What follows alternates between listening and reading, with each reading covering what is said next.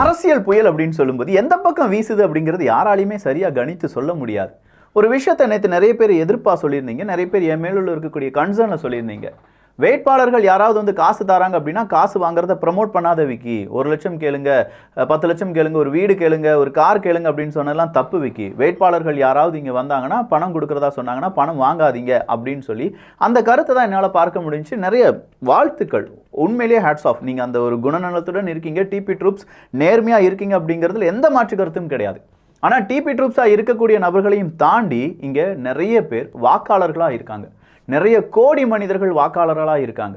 அவங்கள எப்படி நம்முடைய மெசேஜ் சென்றடையும் அப்படின்னு கேட்டிங்கன்னா, கண்டிப்பாக நம்ம மெசேஜ் சென்றடைவதை விட இந்த அரசியல் வியாதிகள் கொடுக்கக்கூடிய பணம், பொருள், சாரி கழிஞ்சு மோதிரம், இல்லாட்டி தங்க நாணயங்கள், இதெல்லாம் ஈஸியாக எங்கே போயிடுது?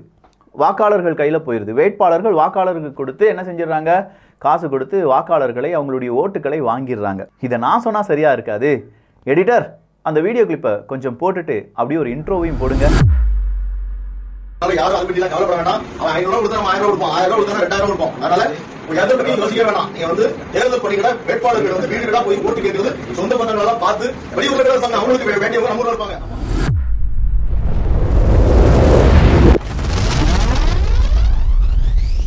அதிமுக 500 கொடுத்துச்சுன்னா திமுக 1000 கொடுப்போம்.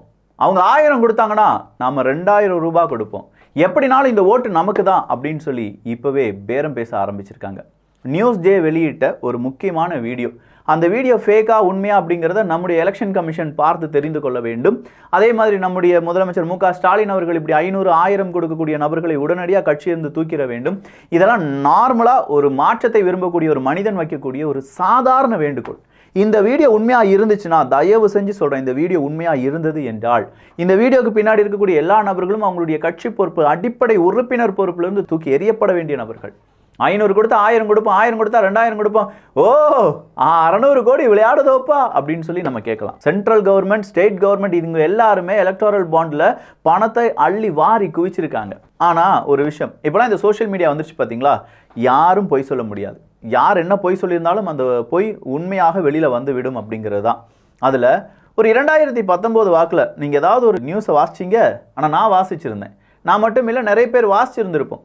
மு.க. ஸ்டாலின் அவர்கள் விகடன் அப்படிங்கிற ஒரு பத்திரிகையின் மீது அவதூறு என் மேலே பரப்பிட்டாங்க, அதனால் எனக்கு மன வருத்தம் ஆயிடுச்சு, ஒரு 1.1 கோடி ரூபாய் தாங்கப்பா, 1 கோடியே 10 லட்சம் ரூபாய் நீங்கள் என் மேலே அவதூறு பரப்பினதுக்காக தர வேண்டும் அப்படின்னு சொல்கிற ஒரு வழக்கை பதிவு பண்ணுறாங்க. 1 கோடியே 10 லட்சம் ரூபாயா? ஏன் இந்த வழக்கு அப்படின்னு பார்த்தீங்கன்னா வேற எதுவுமே இல்லை. எப்போ நடக்குது இது? 2019. ஏன் நடக்குது அப்படின்னு கேட்டிங்கன்னா, விகடனில் ஒரு அட்டை, அந்த அட்டையில் நார்மலாக நம்ம டைட்டில் கார்டெலாம் போடுவோம்ல, அதே மாதிரி தான் அதில் என்ன போட்டிருக்காங்கன்னா, 500 கோடி ரூபாய் எலெக்ஷன் செலவுக்காக லாட்ரி மார்ட்டின் அவர்கள் திமுகவுக்கு பணமாக கொடுத்திருக்கிறார். லாட்ரி மார்ட்டின் அவர்கள் தான் திமுகவினுடைய ஒட்டுமொத்தமான செலவுக்கும் காரணகர்த்தாக மாறி நிற்கிற 500 கோடி ரூபா அப்படின்னு சொன்னது. யார் இந்த லாட்ரி மார்ட்டின்? அவருக்கும் எனக்கும் என்ன சம்பந்தம் இருக்குது? திமுகவுக்கு என்ன சம்பந்தம் இருக்குது? இதெல்லாம் பொய்யான வழக்கு, புரட்டான வழக்கு அப்படின்னு சொல்லி விகடன் மீது என்ன போட்டிருந்தாங்க? தேவையில்லாமல் என் மேலே வதந்தியை பரப்பி விட்டுட்டாங்க அப்படின்னு சொல்லி டிஃபேமேஷன் கேஸ் அப்படிங்கிறத போட்டாங்க.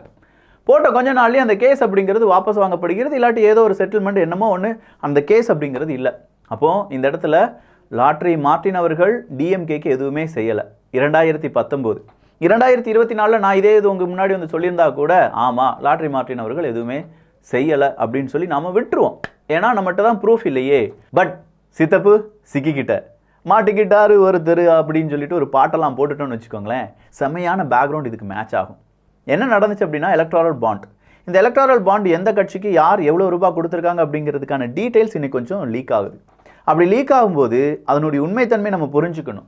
எலக்டோரல் பாண்ட் அப்படிங்கிறது சும்மா லீக் ஆகலாம் இல்லை.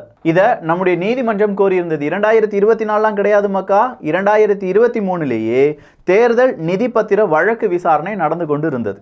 அந்த நேரத்தில் தேர்தல் பத்திரம் மூலம் பெறப்பட்ட நன்கொடை விவரங்களை சேகரிக்க வேண்டும் அப்படின்னு சொல்லி தேர்தல் ஆணையத்துக்கு நம்முடைய நீதிமன்றம் ஒரு தீர்ப்பை கொடுக்குறாங்க.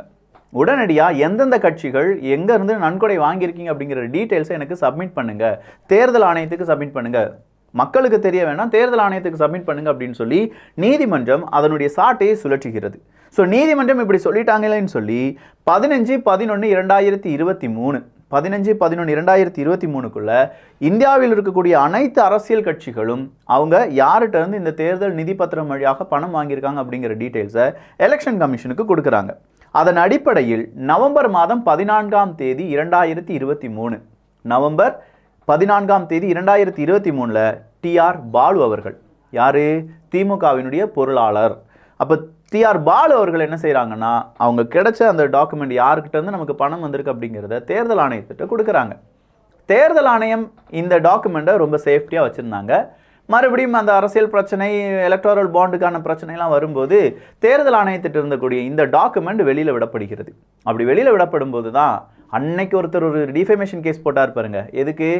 எனக்கும் லாட்ரி மார்ட்டின் அவர்களுக்கும் திமுகவுக்கும் லாட்ரி மார்ட்டின் அவர்களுக்கும் எந்த தொடர்பும் கிடையாது, 500 கோடி ரூபாய் தரவே இல்லை, விகடன் பொய்யாக என் மீது பிரச்சாரம் செய்கிறது அப்படின்னு சொல்லி போட்டார் பார்த்தீங்களா? அதே திமுக கிட்டத்தட்ட 2.5 வருடங்களில் எவ்வளோ ரூபாய் வாங்கியிருக்காங்க? 600 கோடி ரூபாய். எதுக்காக? தேர்தல் நிதி பத்திரம் வழியாக 600 சொச்சம் கோடி ரூபாயில் 500 சொச்சம் கோடி ரூபாய் யார் கொடுத்துருக்காங்க? Martin, lottery Martin. மறுபடியும் அதே பெயர். ஆனால் இதை நான் சொல்லலை, இதை விகடனும் சொல்லலை, இதை சொன்னது யாரு? திமுகவினுடைய பொருளாளர் டிஆர் பாலு அவர்கள். டிஆர் பாலு அவர்களிடம் சொல்லுங்க பார்ப்போம், மார்ட்டின், லாட்ரி மார்ட்டின் எனக்கு 509 கோடி ரூபாய் தரலப்பா அப்படின்னு சொல்லி சொன்னார்னா டங்குவார் வந்துடும். ஏன்னா சொன்னதே டிஆர் பாலு அவர்கள் அதை எழுதி கொடுத்துருக்காரு தேர்தல் கமிஷனுக்கு. அதுதான் இப்போ வெளி உலகத்துக்கு வந்திருக்கு. ஒரு கட்சிக்காக ஒரு மனுஷன் 509 கோடி ரூபாய் கொடுத்துருக்காருப்பா, ஒரே ஒரு கட்சிக்காக. இந்த 509 கோடி ரூபாயை வச்சு என்னென்ன செஞ்சுருக்கலாம் அப்படின்னு சொல்லி நாம் பெரிய கணக்கெலாம் போடுவோம். ஆனால் அரசியல் கணக்கு வேறு மாதிரி இருக்குது. இந்த 509 கோடி ரூபாய் அப்படின்னு சொல்கிறதுல வச்சு திமுகவிடம் பெரிய அளவில் லாட்ரி மார்ட்டின் அவர்கள் அப்படின்னு சொல்லும்போது லாட்ரி வியாபாரம், எத்தனை நபர்களை, எத்தனை குடும்பங்களை சீரழிச்சிருக்கக்கூடிய லாட்ரி வியாபாரம். ஒரு பக்கமாக ஜாபர் சாதிக் அப்படின்னு சொல்லி போதை, இன்னொரு பக்கமாக லாட்ரி அப்படின்னு சொல்லி இதோ லாட்ரி மார்ட்டின் அவர்கள்ட்ட இருந்து இவ்வளோ கோடி ரூபாய் பணம் அப்படின்னு சொல்லி ரொம்ப பேர் உங்களுடைய கட்சியை பற்றி தேவையில்லாத, அது வேணும் தான், உங்களுக்கு வேணும், அதை நீங்கள் செஞ்சுருக்கீங்க, அதனால் தேவை தான். பட் நிறைய திமுக ஆதரவாளர்களுக்கு இது தலைக்குனிவை ஏற்படுத்தி இருக்கிறது. எப்படி தலைக்குனிவை ஏற்படுத்தியிருக்கு? அப்போ இதெல்லாம் சுயமாக சம்பாதிச்ச காசு கிடையாதா? போதைக்கும் லாட்ரிக்கும் அவங்கெல்லாம் கொடுத்த காசை வச்சா நம்ம கட்சி நடத்திட்டு இருக்கோம் அப்படிங்கிற மாதிரியான பெரிய அளவில் மனசில் வலி இருக்கும் பார்த்தீங்களா? அந்த வலி இருக்கக்கூடிய திமுக காரங்களை நிறைய பேரை பார்க்க முடியுது. இது தேவையில்லாத ஆணிங்க. 509 கோடி ரூபாய் லாட்ரி மார்ட்டின் அவர்களிடம் நீங்கள் வாங்குறீங்க. உங்களுடைய நேச கட்சி, உங்களுடைய அடுத்த லெவலில் இருக்கக்கூடிய கட்சியாக இருக்கக்கூடிய திருமாவளவன் அவர்களுடைய துணை பொதுச் செயலாளராக லாட்ரி மார்ட்டின் அவர்களுடைய மிக முக்கியமான நெருங்கிய ஒரு உறவினரை கொண்டு வைக்கிறீங்க. எப்படி இதெல்லாம் மக்கள் பார்க்க மாட்டாங்கன்னு நினச்சிட்டிங்களா? மக்கள் பார்த்தாலும் யாருமே பேச மாட்டாங்க அப்படின்னு நினச்சிட்டிங்களா?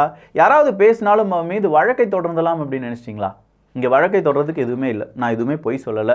அங்கே தேர்தல் கமிஷன் வெளியிட்ட அறிக்கையில் தெளிவாக புரியுது. ஈவன் சன் டிவி அதை என்ன சொல்லியிருக்காங்க, டெலிகாஸ்ட் பண்ணியிருக்காங்க. எஸ், 600 சொச்சம் கோடி ரூபாயில் 500 சொச்சம் கோடி லாட்ரி மார்ட்டின் அவர்கள் தான் கொடுத்துருக்காங்க. இதே தான் 2019 விகடன் சொன்னாங்க. அப்போ விகடன் மீது நீங்கள் வழக்கு தொடர்ந்தீர்கள், மறுபடியும் வழக்கை நிராகரித்தீர்கள், இல்லாட்டி வாங்கினீங்க, இப்போ மறுபடியும் வழக்கு தொடர போகிறீர்கள் அப்படிங்கிற பல கேள்விகள் வருது. திமுக அப்படின்னு சொன்னாலே மு.க. ஸ்டாலின் அவர்கள் தான் நம்ம ஞாபகத்துக்கு வருவார். அப்போது பொதுவாக இப்போ நம்ம என்ன சொல்லுவோம், ஒரு தலைவரை வைத்து தான் அந்த ஒரு கட்சியினுடைய வெற்றியும் தோல்வியும் தீர்மானிக்கப்படும். அப்போ இந்த இடத்துல லாட்ரி மார்ட்டின் அவர்களிடமிருந்து வாங்கினா 509 கோடி ரூபாய் அப்படிங்கிறதுலாம் பெரிய விஷயமா இருக்கேயா? எப்படி இதை பற்றி பார்க்குறோம்? எப்படி இதை பற்றி நீங்கள் உணர்ந்து கொள்கிறீர்கள்? இப்போ நாங்கள் பெரிய அளவில் உணர்கிறோம். எங்களுக்காக ஒருத்தர் 509 கோடி ரூபாய் கொடுத்துருக்காரு அப்படிங்கிறதெல்லாம் பெருசாக இருக்குது அப்படின்னு சொல்லி நீங்கள் நினைப்பீங்களா? 509 கோடி ரூபாய் அப்படின்னு சொல்லி நினைப்பீங்களா? வெறும் 509 கோடி ரூபாய் தானா அப்படின்னு சொல்லி நினைப்பீங்களா?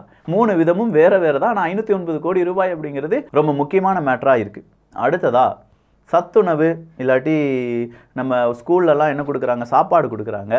இதுக்குன்னு அங்கங்கே என்ன வச்சுருக்காங்க, அரசாங்க வேலை அவங்களுக்கு கொடுக்கப்படுகிறது. அப்படி சில நபர்கள் குழந்தைகளுக்கு சாப்பாடு கொடுக்கறதுல புழு ஓடி வெந்தம் வேகாமலையும் முட்டையை கொடுத்து அந்த குழந்தைகள் சொல்கிறத பார்த்தா, ஏமா இப்படி சாப்பாடு போடுறீங்க அப்படின்னு கேட்டால், அதை வேணால் சாப்பிடு இல்லாட்டி அப்படின்னு சொல்லி கெட்ட வார்த்தையில் திட்டுவாங்கன்னு சொல்லி அந்த ஒரு குழந்தை மீடியாவுக்கு இன்டர்வியூ கொடுக்க இன்டர்வியூவில் அவங்க போராடுறாங்க, எங்களுக்கு நிறைய நல்ல சாப்பாடையாவது தாங்கப்பா அப்படின்னு சொல்லி. அந்த குழந்தையினுடைய ஒவ்வொரு கேள்வியும் நியாயமான கேள்வி. இதெல்லாம் கேட்பதற்கு யாருமே கிடையாதா அப்படிங்கிற மாதிரி இருக்குப்பா நிலைமை. தயவு செஞ்சு இங்கே தமிழ்நாட்டுக்குன்னு ஒரு ஃபேக்ட் செக் டீம் இருக்குது, தமிழ்நாட்டுக்குன்னு திமுகக்குன்னு ஒரு ஐடி விங் இருக்குது, அதிமுகக்குன்னு ஒரு ஐடி விங் இருக்குது. நீங்கள்லாம் சேர்ந்து செய்ய வேண்டியது என்னென்னா, அட்லீஸ்ட் அந்த கவர்மெண்ட் ஸ்கூலில் படிக்கக்கூடிய குழந்தைகளுக்கு சத்துணவு திட்டம் அப்படின்னு சொல்லி ஒரு திட்டத்தை அறிமுகப்படுத்துறதுக்கு ஸ்டாலின் அவர்கள் இருக்காங்க, காமராஜர் அவர்கள், எம்ஜிஆர் அவர்கள், ஜெயலலிதா அவர்கள், கருணாநிதி அவர்கள் அப்படின்னு சொல்லி வழித்தோன்றல்கள் வழியாக வந்த அந்த சத்துணவு திட்டத்தையாவது நல்லபடியாக செயல்படுத்துங்கய்யா. அதில் இருக்கக்கூடிய இந்த நயவஞ்சகமான ஆட்களை தூக்கி தூர எறியுங்க. அவங்க வேண்டாம், அந்த மாதிரியான ஆயாக்களோ அந்த மாதிரியான நபர்களோ இந்த மாதிரியான ஸ்கீமில் தேவையில்லை.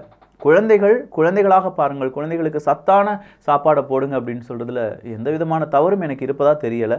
இதுக்கும் போய் எதுவும் டிஃபமேஷன் கேஸ் எதுவும் போட்டுறாதீங்கப்பா. ஸோ இப்போ தான் அரசியல் புயல் கொஞ்சமாக சூடு பிடிச்சிருக்கு. ஏன்னா ஏப்ரல் 19ஆம் தேதி ஸ்டாலின் அவர்கள் எப்படி பிரச்சாரம் செய்ய போகிறார் அப்படிங்கிற விவரம் எல்லாமே வெளியில் வந்திருக்கு. எல்லாத்தையும் நான் உங்களுக்கு சொல்லிக் கொடுக்க போகிறேன். அதுக்கு நீங்கள் செய்ய வேண்டியது என்ன?